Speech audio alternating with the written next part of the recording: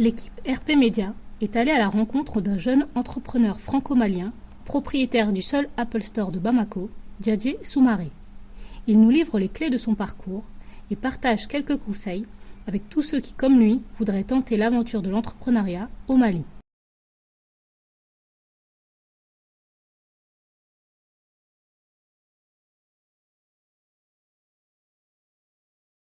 Diadje Soumaré, bonjour. Bonjour, Merci d'avoir accepté l'invitation de Rebelle Pacifique. il n'y a pas de quoi. Donc, tu es un franco-malien, Ouais. entrepreneur, propriétaire d'un Apple Store à l'ACI à Bamako depuis plus de 3 ans maintenant. Raconte-nous ton parcours antérieur et ce qui t'a poussé à venir investir à Bamako. Mon parcours antérieur, déjà, le Mali c'est mon pays d'origine, comme tu l'as si bien dit, je suis franco-malien. Donc j'étais amené à venir ici en étant plus jeune durant mes congés.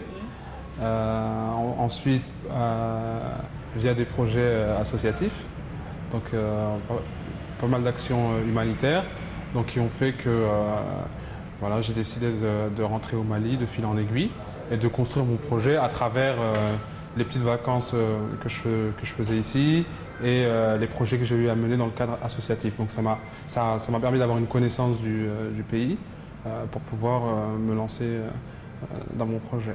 D'accord. Est-ce que tu peux nous en dire plus sur le concept de ton magasin et les services que vous proposez?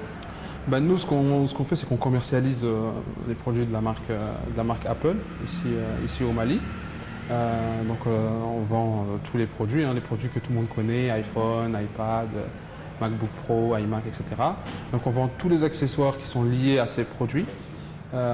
Également, on propose un service après-vente pour les personnes qui ont des produits Apple, qui ont besoin qu'ils soient réparés sans pour autant avoir besoin de les envoyer en France ou aux États-Unis. Donc du coup, j'ai envie de dire, on propose une proximité aux personnes qui utilisent ce genre de produits, qui auparavant étaient obligées de voyager ou d'aller à l'étranger pour pouvoir avoir accès à ces produits-là et de manière formelle, bien entendu. Et de combien de personnes est composée ton équipe aujourd'hui? On va dire en emploi direct, peut-être 6 personnes.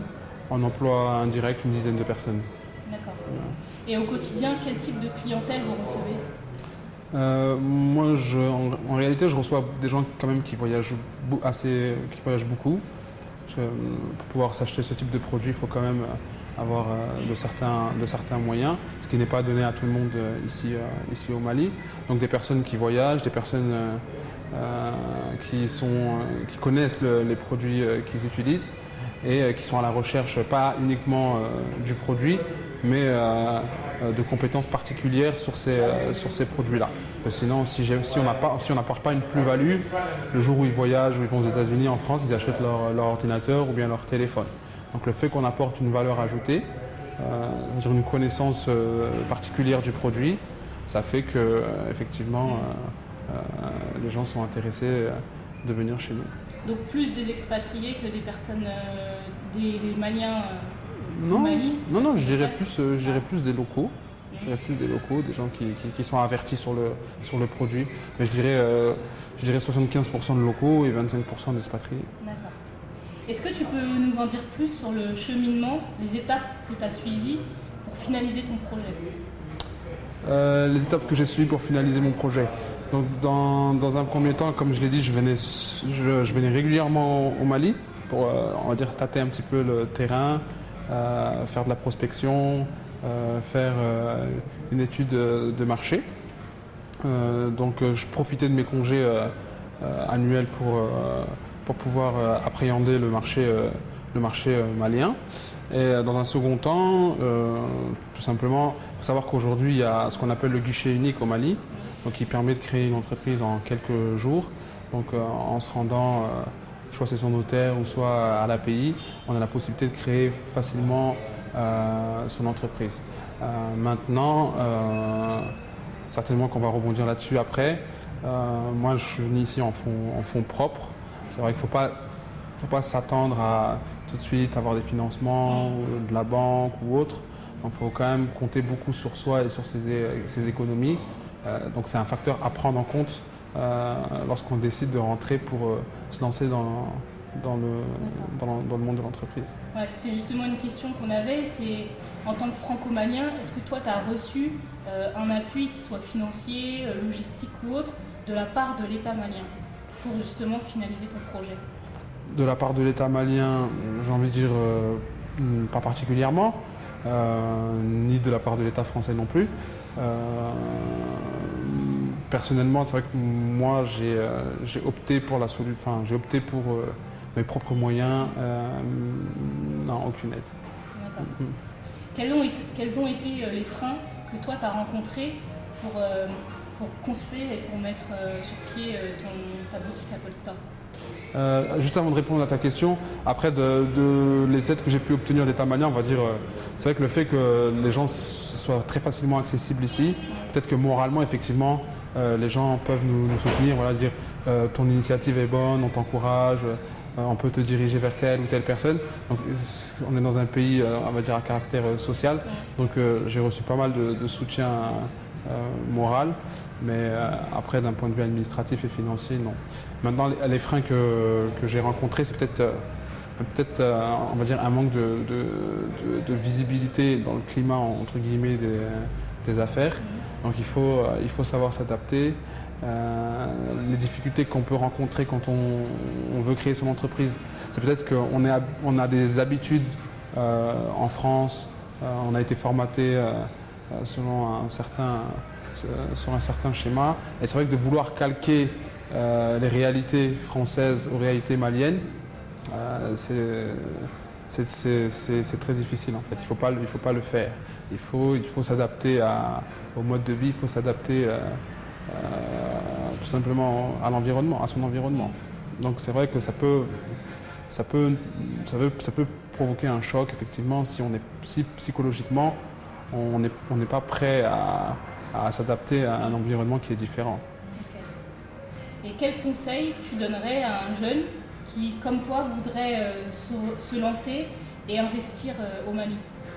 Bah déjà, je l'inciterai effectivement à aller jusqu'au bout de sa démarche. Le conseil que je peux lui donner, c'est d'être persévérant. C'est vrai qu'on a tendance, nous, franco-maliens, à penser qu'en rentrant au Mali, un petit peu tout nous est dû parce qu'on se dit on est quand même des Maliens, etc. Non, c'est pas le cas. C'est vrai que ne serait-ce que dans le regard que les gens peuvent porter sur nous, on n'est pas regardés comme des Maliens à part entière, comme nous ne sommes pas regardés comme des Français à part entière en France. Donc il faut savoir que ce regard qu'on porte sur nous en France, certainement le même regard sera porté sur nous ici, surtout si on ne parle pas forcément le bambara. Donc ça peut être vraiment un obstacle. De ne pas parler la langue, c'est tout bête, hein, mais ça peut être un obstacle. Et après, peut-être les freins que j'ai rencontrés, c'est peut-être l'accès au financement, c'est assez délicat. Dans des pays comme le Mali, d'avoir accès à des financements rapidement, il faut savoir faire ses preuves, il faut savoir convaincre et c'est pas forcément évident. Voilà. Est-ce que tu rencontres beaucoup de franco-maliens qui ont fait ton même parcours, des gens qui sont venus s'installer ici à Bamako pour un projet d'entrepreneuriat? Oui, j'en rencontre énormément, vu que Bamako c'est tout petit. Du coup, on se croise, on demande des nouvelles réciproquement. Mais c'est vrai que moi je suis arrivé un petit peu avant mars 2012, avant la période du coup d'État. Et c'est vrai qu'il y avait un engouement qui était palpable. Il y avait énormément de jeunes qui souhaitaient créer leur entreprise au Mali. C'est vrai que ça les a peut-être un petit peu freinés. Mais il y en a comme moi qui ont persévéré, qui sont restés et qui ont monté leur boîte. Pour la plupart, ça se passe très bien. Pourquoi? Parce que on a une chance, nous qui avons la double nationalité, c'est qu'on peut prendre entre guillemets du bon du côté français, du bon du côté malien. On a la chance d'avoir un certain savoir-faire. On a cette notion de service qui n'est pas forcément donnée à tout le monde ou apprise à tout le monde. Donc du coup, on a cette valeur ajoutée. On connaît nos coutumes, on connaît on peut s'intégrer ici au Mali sans pour autant perdre notre culture française, tout simplement. Et toi aujourd'hui, est-ce que tu dirais que ton retour au Mali est définitif? Honnêtement, je ne sais pas si mon retour est définitif. Ça va dépendre de mon environnement. Ça va dépendre. On ne sait pas. On est à l'abri de rien. On a vu en mars 2012 les événements, le coup d'État, etc. Donc on ne sait pas ce qui peut se passer à l'avenir. En tout cas, moi, je me sens très très bien ici. Voire mieux qu'en France actuellement, à l'instant T, mais après ça, je dirais c'est plus personnel. Moi, je suis quelqu'un qui bouge énormément, donc peut-être qu'à un certain moment donné, j'aurais trouvé ma limite et j'aurais envie d'aller ailleurs. Mais ça, c'est pas dû au fait, c'est pas dû au pays, c'est dû à ma personne. Voilà. Et quels sont tes projets à venir ici? Mes projets à venir, c'est déjà de consolider mon projet existant. Donc ça fait 3 ans, c'est très jeune pour une entreprise. Donc c'est d'être bien assis, c'est de développer mon activité, de recruter du personnel, d'être connu carrément sur tout le territoire et pourquoi pas dans la sous-région. Mais le premier objectif, c'est de consolider tout ce qu'on a pu faire jusqu'à maintenant et pouvoir passer d'autres caps. D'accord. Et qu'est-ce que RP Media peut te souhaiter de bon pour la suite de ton projet? RP Media peut me souhaiter que le Mali soit stable, qu'on ne rencontre plus de crise telle qu'on a pu la rencontrer. Et RP Media peut me souhaiter tout simplement de la réussite dans mes projets. Inch'Allah. Inch'Allah. Merci beaucoup. De rien.